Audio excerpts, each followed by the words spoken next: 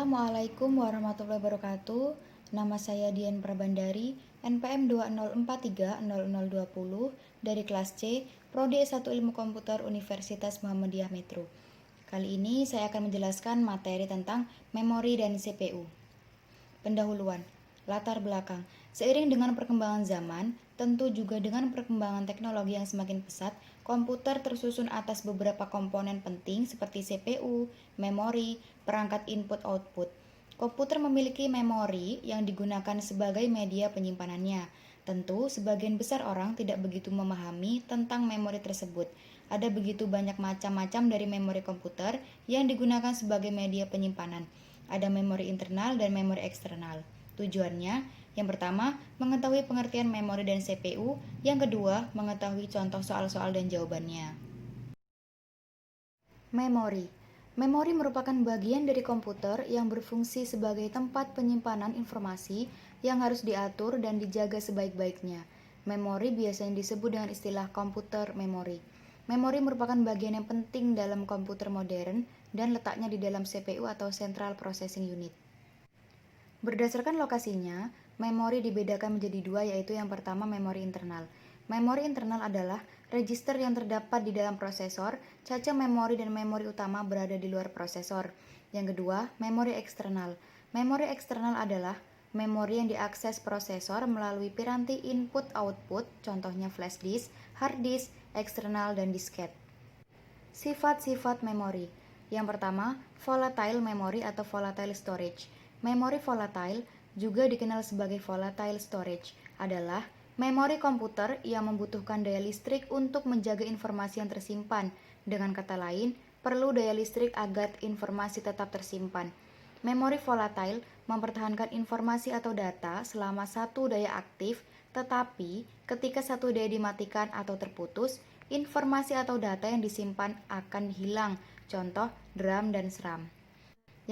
Yang kedua, non-volatile memory atau non-volatile storage. Memori non-volatile atau non-volatile storage adalah memori komputer yang tetap dapat menyimpan atau menjaga informasi atau data yang ada di dalamnya meski tidak tersedia daya listrik. Contoh, read-only memory atau ROM, flash memory, sebagian besar jenis magnetic storage dalam komputer misalnya hard disk, disket, dan pita magnetik, optical disk, dan lain-lain. Jenis-jenis memori.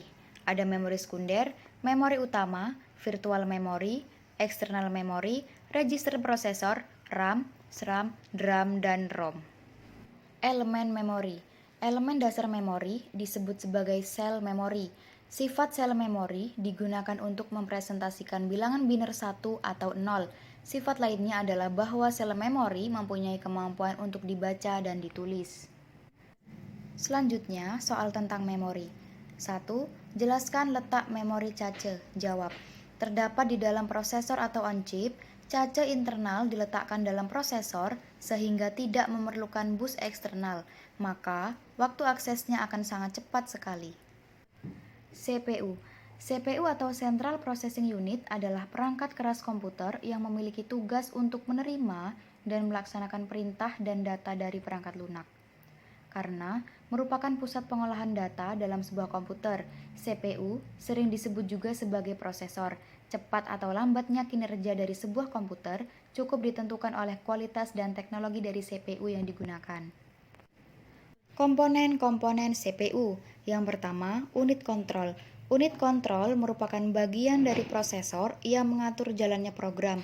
Komponen ini terdapat dalam semua CPU. Salah satu tugas dari unit kontrol adalah mengambil instruksi-instruksi dari memori utama dan menentukan jenis instruksi tersebut. Yang kedua, register. Register merupakan alat penyimpanan berukuran relatif kecil, namun memiliki kecepatan akses cukup tinggi dengan fungsi untuk menyimpan data atau instruksi yang sedang diproses. Yang ketiga, Arithmetic Logic Unit. Arithmetic Logic Unit atau dapat disingkat dengan ALU merupakan bagian dari CPU yang memiliki tugas untuk melakukan operasi aritmatika dan operasi logika berdasarkan instruksi yang ditentukan. Tugas utama dari ALU adalah melakukan semua perhitungan aritmatika yang terjadi sesuai dengan instruksi program. Cara kerja CPU.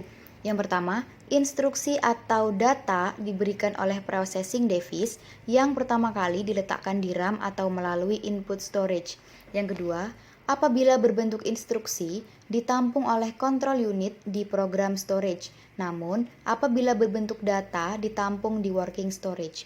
Yang ketiga, jika register siap untuk menerima pengerjaan eksekusi, maka control unit akan mengambil instruksi dari program storage untuk ditampungkan ke instruction register.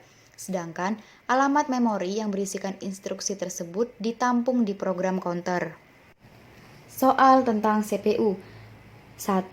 Sebutkan komponen-komponen CPU. 2. Apa saja kendala dalam komputer? Jawab. 1. Unit kontrol, register, arithmetic logic unit.